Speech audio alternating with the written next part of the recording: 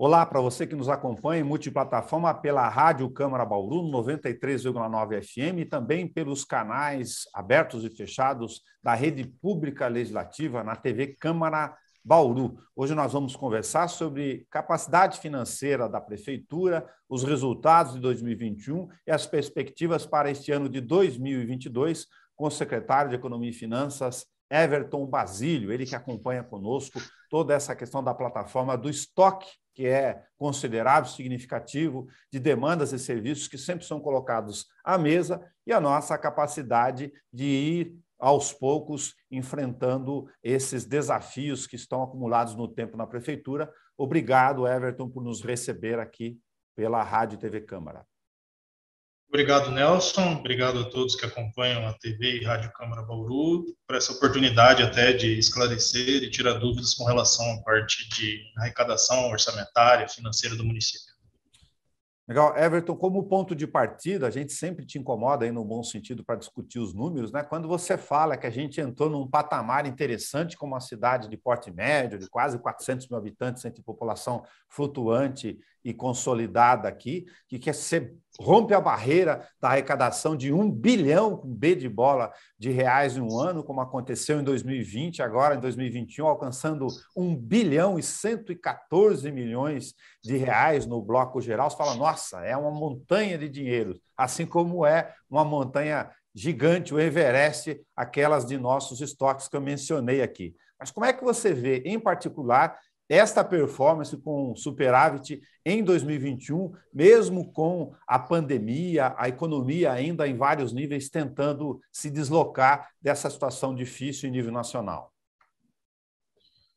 Realmente 2020 o que acabou ajudando muito para chegar nesse índice de 1 milhão, na época em 20 de 1 milhão e 1 milhão de reais, foram os recursos provenientes do combate à pandemia, auxílio financeiro aos municípios, etc.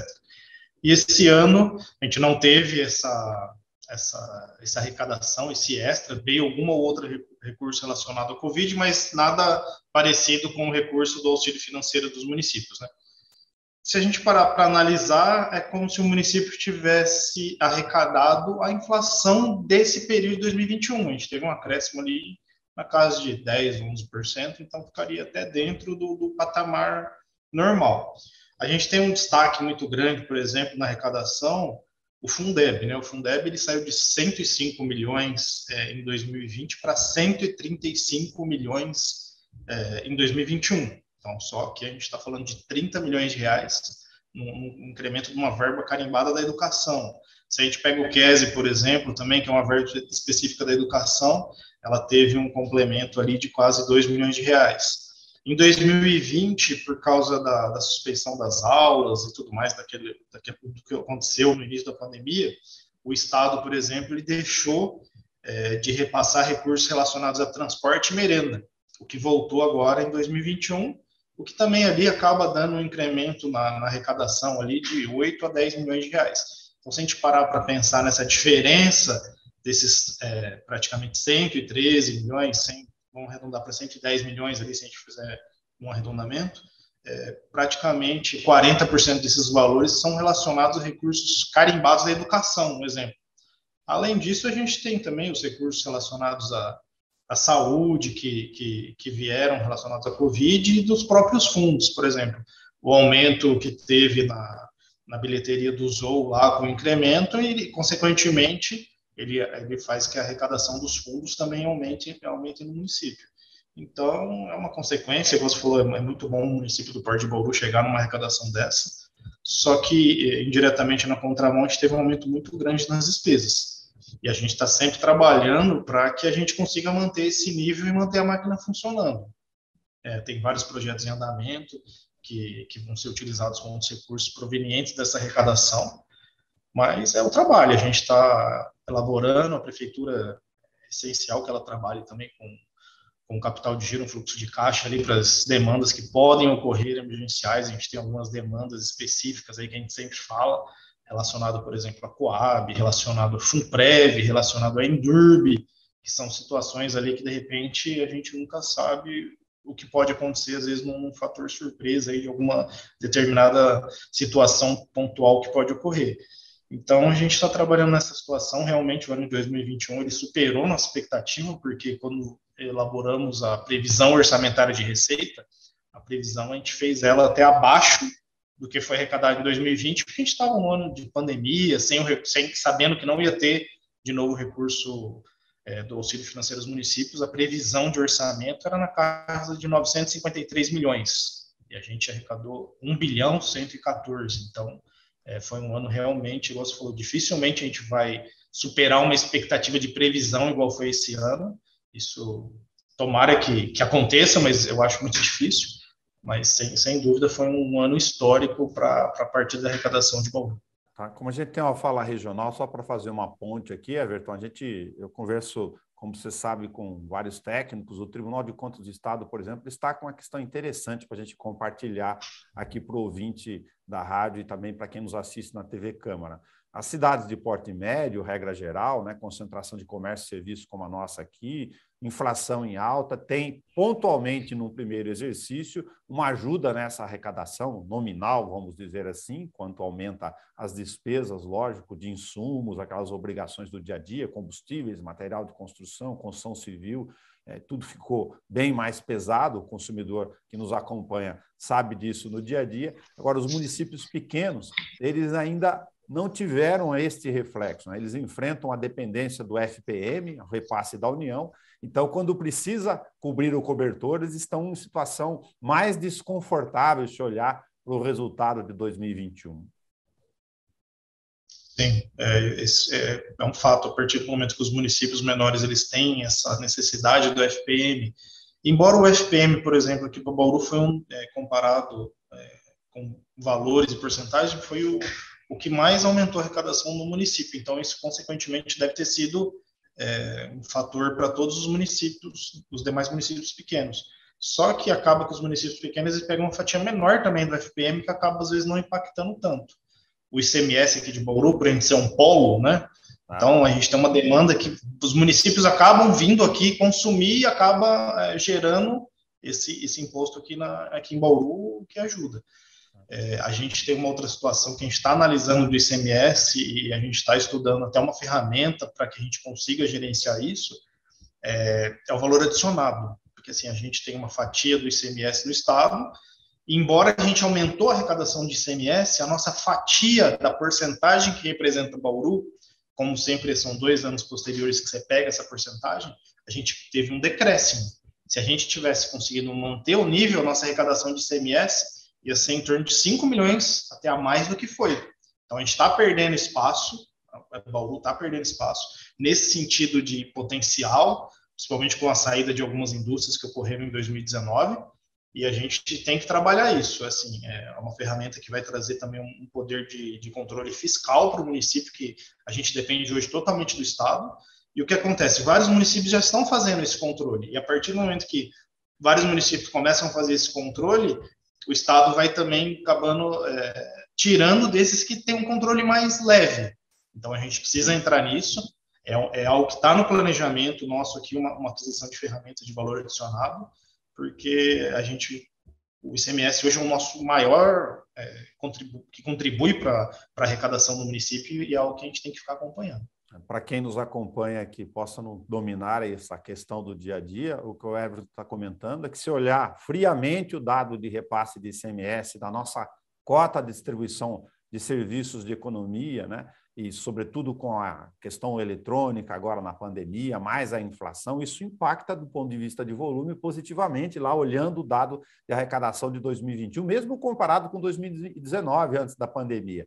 Mas quando ele olha essa divisão da fórmula do bolo das nossas capacidades de gerar novos serviços de 2019 para cá, a gente sofreu uma perda equivalente de cerca de 5 milhões. Né? Exatamente. No potencial, esse resultado poderia ser muito mais positivo do que foi, porque indiretamente, a partir do momento que você faz o bolo de distribuição do ICMS, o bolo foi maior, por isso que aumentou a arrecadação, mas a nossa fatia está ficando menor, para traduzir para uma forma mais prática. Então, a gente acabou recebendo mais porque o bolo foi maior, só que a nossa porcentagem de fatia está ficando cada vez menor, e a gente está trabalhando exatamente para que a gente possa ter um controle disso, cobrar o Estado cobrar as empresas que às vezes podem estar fornecendo uma informação errada para o Estado e indiretamente afetando esse valor adicionado correspondente à parcela do ICMS que a cidade de Bauru tem direito.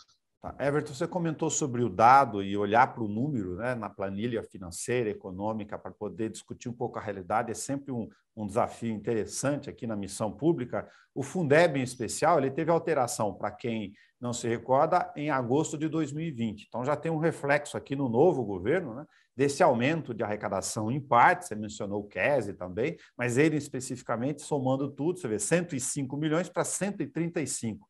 Quando você tem 30 milhões no caixa, você fala, opa, eu tenho que cumprir aquela cota lá dos 25% mínimo da constituição do gasto, né? Está tudo aqui no pacote, tem a parte de valorização do magistério, teve distribuição de uma parte desse rateio no final do ano, enfim, fazer tudo dentro do exercício para cumprir a meta, inclusive mínima constitucional.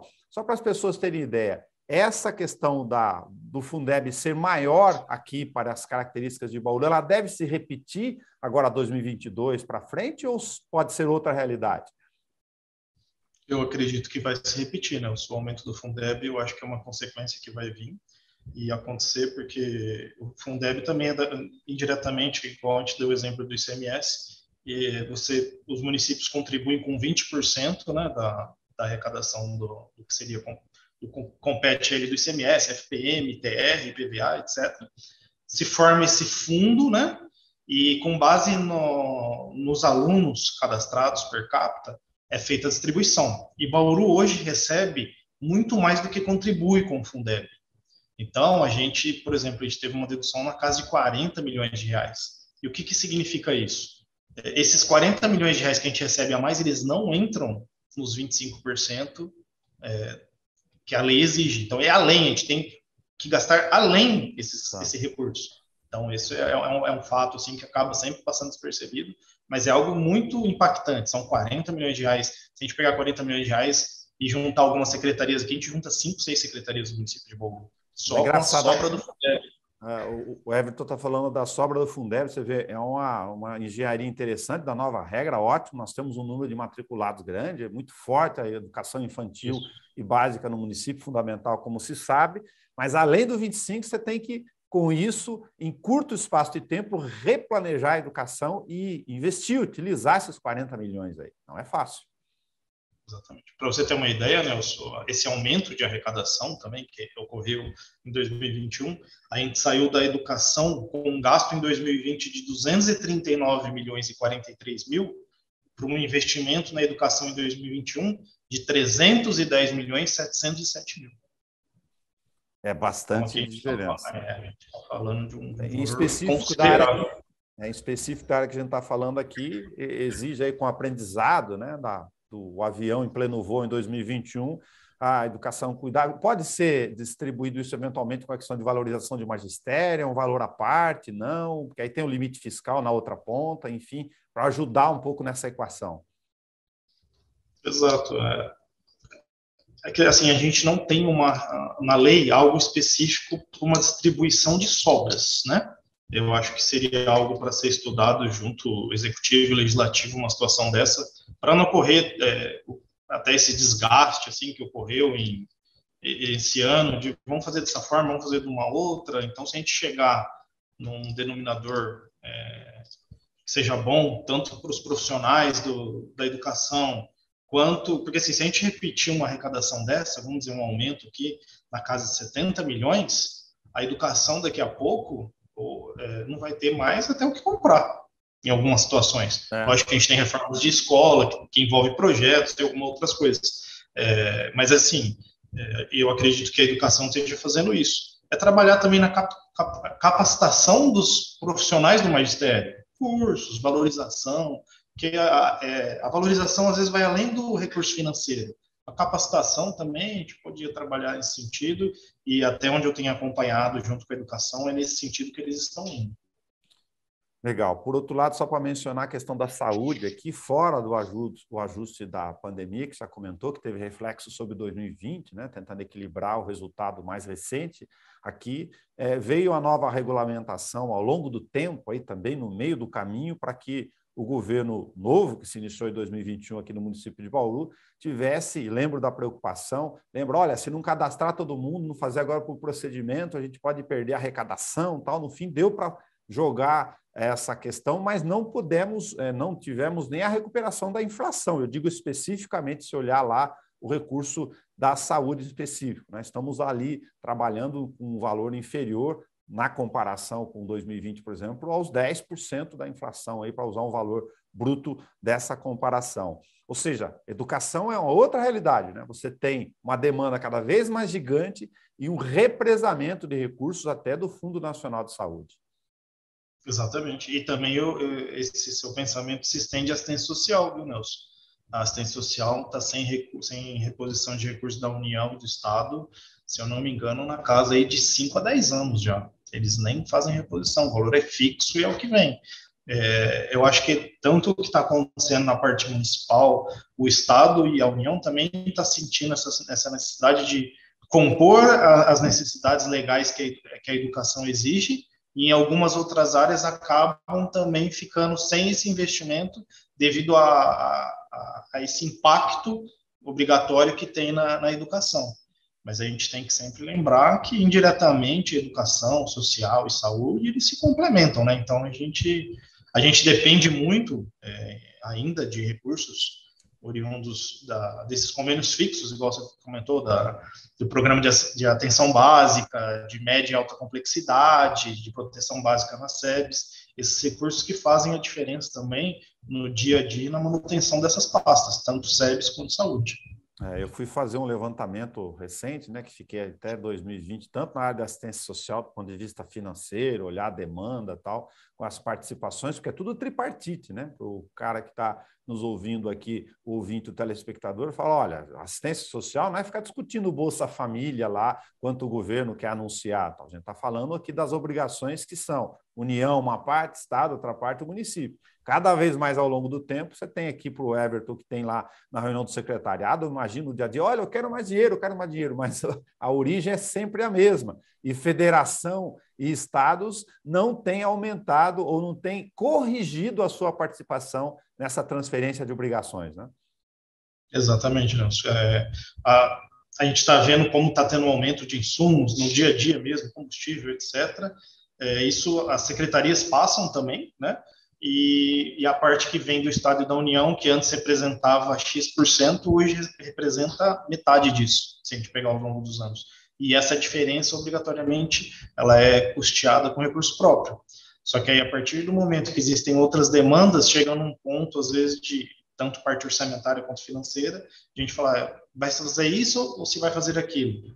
Então, aí que entra até o papel do executivo, ali, junto com a prefeita, de tomar algumas decisões, porque, às vezes, o recurso é limitado para uma situação ou para outra, porque em alguns lugares a gente tem até uma sobra de recurso, como a gente fala da educação, QES, etc.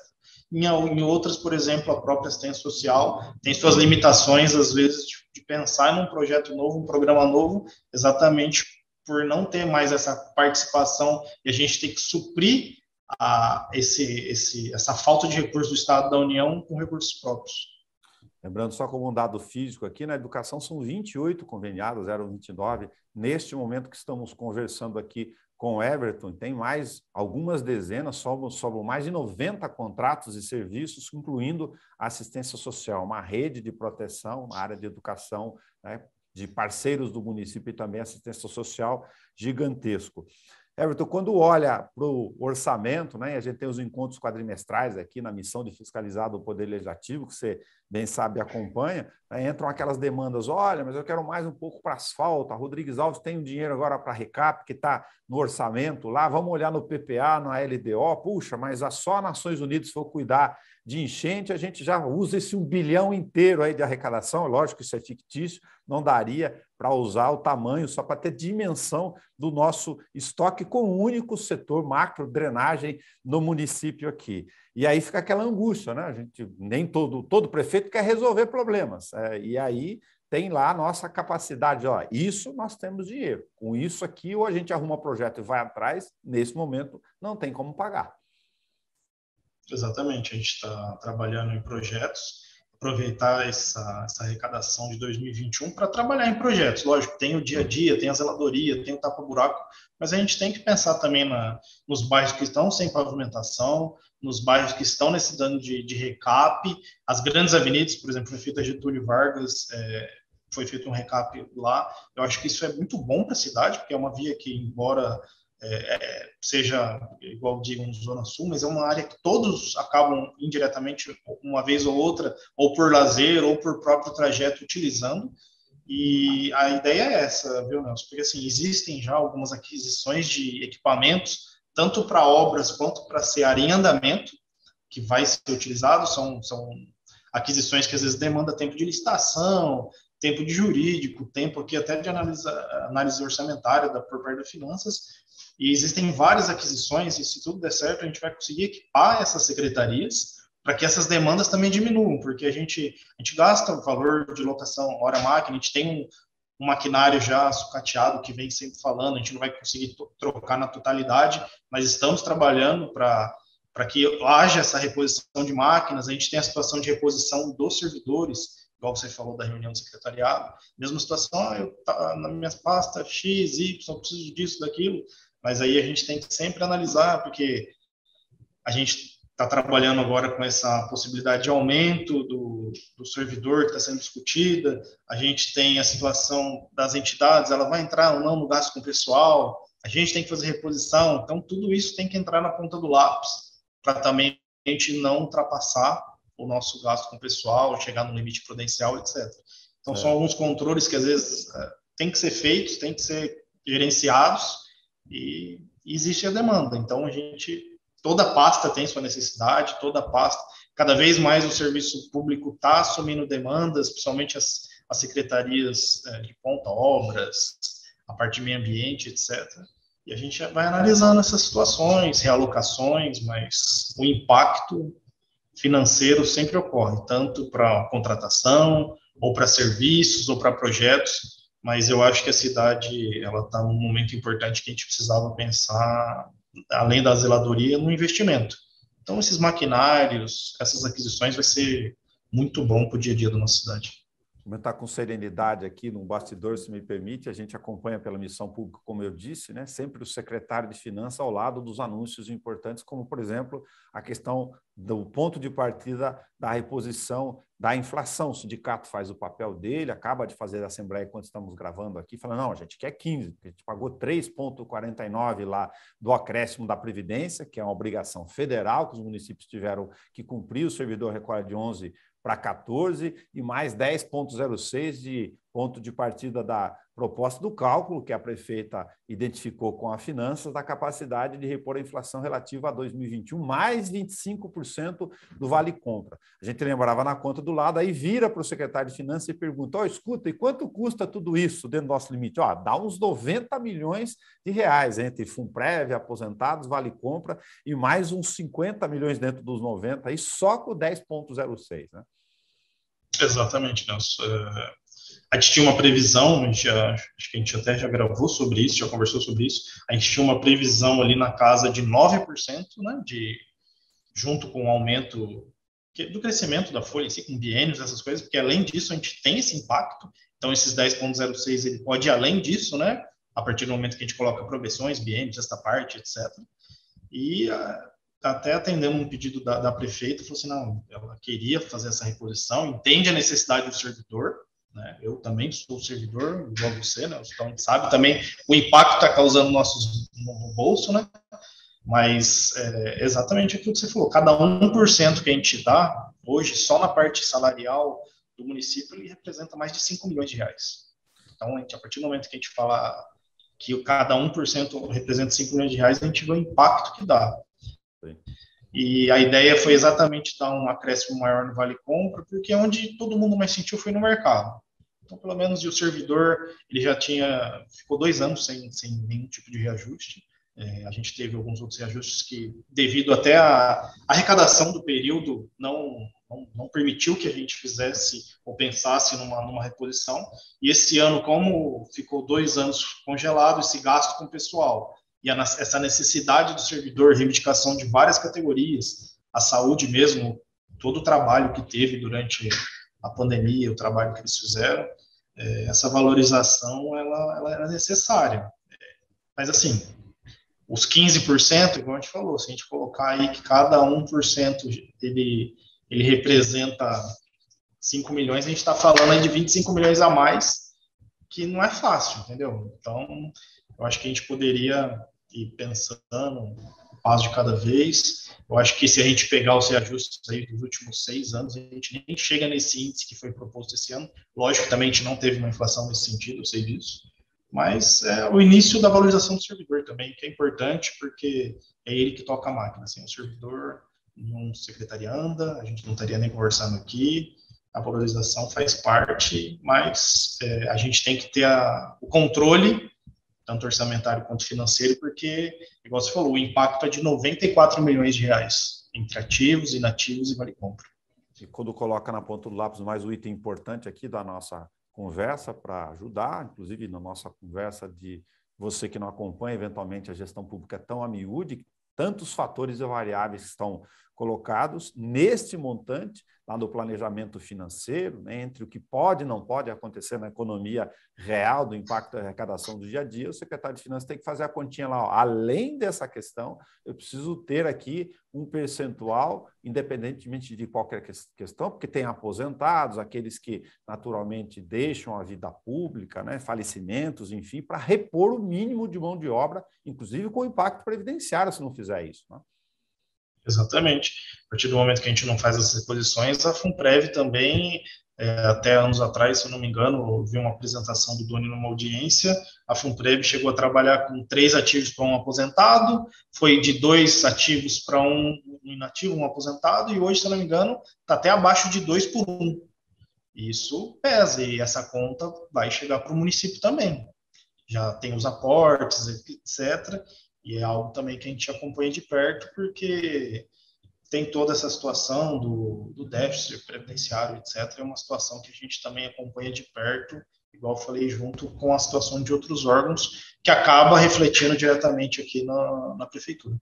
Tá. Grosso modo, da lei orçamentária anual, né, uma estimativa de receita que a gente está iniciando aqui em 2022, você tem lá cerca de 18% de expectativa de aumento de arrecadação de um para o outro no orçamento, ou seja, naquilo que está colocado na lei para esta previsão, tomara que isso se converta, né, do ponto de vista da economia, tem todos os desafios para o meio, e tem outros tantos aí no seu score do escaninho de questões, né, Everton? Você tem, por exemplo, a prefeita já definiu como prioridade em entrevista aqui com a TV Câmara no final do ano, para 2022, precisamos resolver a questão da dívida da Coab. Estamos lá numa situação difícil, mais cedo ou tarde, o município, como acionista majoritário, pode ser chamado a responder por isso, e de qualquer forma, esse montante de dívida, mesmo que não o faça, preocupa muito, é a maior do município. Tem a Endurbe lá com as suas dificuldades ainda do pós-pandemia, dos custos, um déficit assim global, geral, para não entrar miúdo nos dados,